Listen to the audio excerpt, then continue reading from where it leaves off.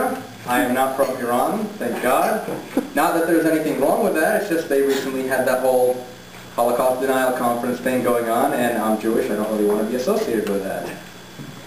And the whole Holocaust Denial conference got a lot of publicity, tons of it. What did not get a lot of publicity, strangely enough, was the pre-Holocaust Denial conference meeting to plan the Holocaust Denial conference. Crazy ones. I don't think it's really fair, that they have a conference, we don't. I think a bunch of us should get together, maybe hold an Iran denial conference. We can gather, celebrate the total non-existence of Iran. Iran, you don't exist. How do you like that? Country, whatever the hell your name is. Screw you, next to Iraqistan. Not going to scare me with your silly terrorist tactics. I still fly planes. Actually flew to Los Angeles recently. I made it back okay. There were no riots. I did not see a single police beating. I did hear one, but I was too lazy to get up and look out the window. I'll tell you one thing about Los Angeles, though. I had not realized just how many plastic surgery clinics they had there. I'd always assumed it was an exaggerated stereotype, like how San Francisco is supposed to be full of gay people. Now, we all pretty much know that's not true, right? Okay. Only a third of San Francisco is actually full of gay people. And the rest, it's about half and half. But no, with Los Angeles, that particular stereotype is right on target. So I'm driving down Ventura Boulevard, and there's at least one plastic surgery institution of some kind on every single block. Now, for every pizza place, there is a fake tip place. And driving down Ventura, it's like that's all Los Angeles is. Pizza and fake breasts. And only the pizzas come in different sizes. And ladies, I gotta tell you, that's really too bad. Because variety is what makes life interesting, right? And huge breasts are great. I'm not complaining, but huge breasts are great, kind of like kids are great. At first.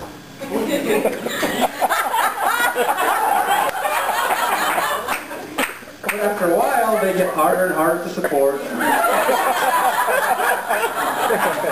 And plenty of people just end up wishing they didn't have any to begin with.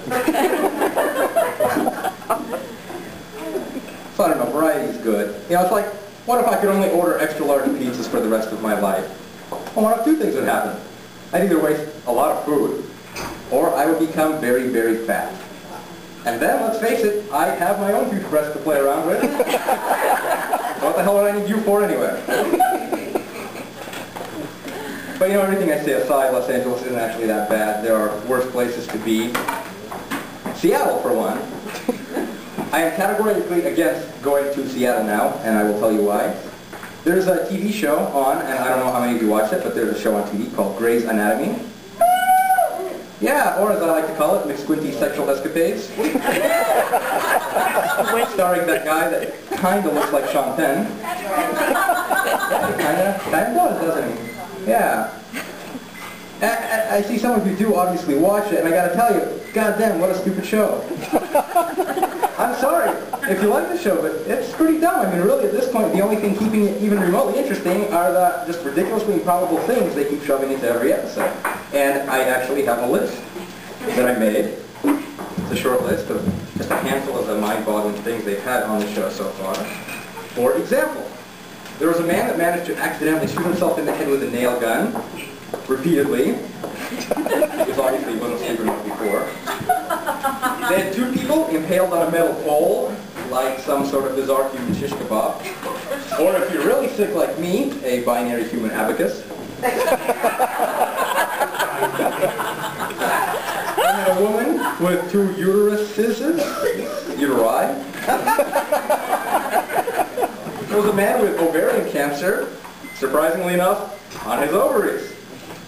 And they had a woman who suffered, and I use the term very loosely, who suffered from some sort of repetitive, spontaneous orgasm disorder.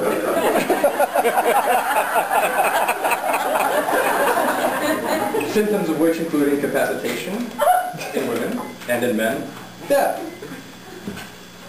So at this point, I'm actually a little afraid to go to Seattle because I got to level with you. One uterus is enough. And I don't need to grow any ovaries, and I don't need to be abducted by dinosaurs from outer space or whatever the hell they plan to have there next. Don't need it. My girlfriend, unfortunately, loves the show. She's watching it one day, I walk into the room a few minutes after it starts and ask her, as I often do, "So, has anything totally unnecessary happened yet?" And I swear to God, 10 minutes later, bubonic plague. Bubonic frickin' plague. What the hell is that? I assume as a doctor you're ready for most things, right? Gunshot victims, send them to the OR. Possible broken leg, call the radiologist. Bubonic plague, God. Get me some caps.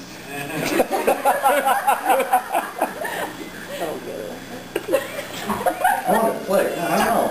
How are they going to have it on the show next? You know, what kind of archaic, virtually eliminated mystery disorder is going to hit Seattle next? Slaying of the firstborn? That's a good one. Boils, locusts? What the hell is going on in this city? The mayor of Seattle not letting the Jews go? Still like a Jewish councilman walking into the mayor's chambers going, "Mayor, let my people go, or suffer the 26th plague. Women with multiple uteruses. Women with multiple uteri." Thank you very much. You've been a great crowd.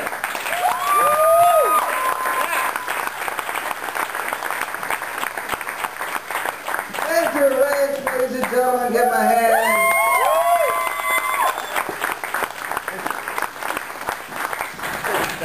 Got a couple of more comics tonight.